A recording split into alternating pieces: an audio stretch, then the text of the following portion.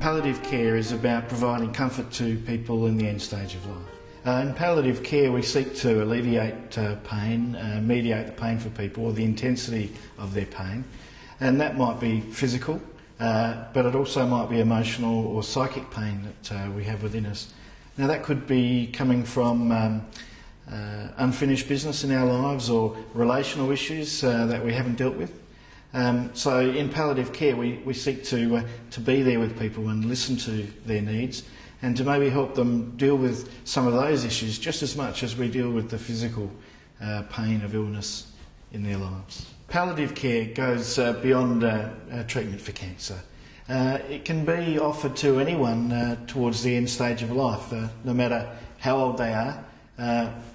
It's really about providing that care and providing a good death for people. Globally, palliative care is being more understood, and people are coming to realise that towards the end stage of life, people's needs need to be met in a holistic way. And so, this is a growing phenomenon around the world. Planning ahead is a very important preparation for our dying in today's modern society. The most important thing we can do is have a conversation with our family, our doctor perhaps, and those close to us.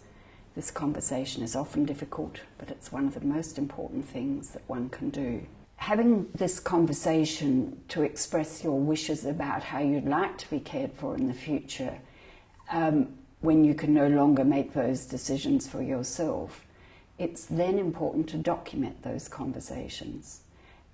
We have legal documents in most of the states of Australia, particularly in South Australia. We refer to them as advance directives. And it's in these legal documents that you can express your wishes about refusing certain types of medical treatments, or how you'd like to be cared for, or where you'd like to be cared for. So if you are no longer able to participate in decision making, your close family members, your carers and your doctors will know what your wishes are. These advance directives should be respected by the medical profession and those caring for you, so your wishes will be met. Many people fear being kept alive, that death will come too late for them, and they don't realise that they can actually refuse treatment and adopt a palliative care approach. Research tells us that the majority of people, particularly older people, would prefer to die at home, not in a hospital or an intensive care unit.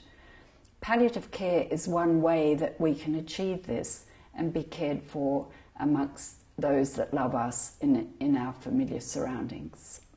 Working through loss and grief is part of the dying process. When people are given the diagnosis of a terminal illness or a life-threatening illness, there's a lot of confusion, and people fall into a range of emotions, from numbness to panic, and emotions are never rational. And this is a time when rather foolish decisions can be made, decisions that may seek an expensive treatment that is futile, or a trip to a foreign country where euthanasia is legal, which results in a lonely death. It is so important that people know about palliative care and are involved in a palliative care process right from the date of diagnosis. It's never a good time to make a decision in a time of crisis.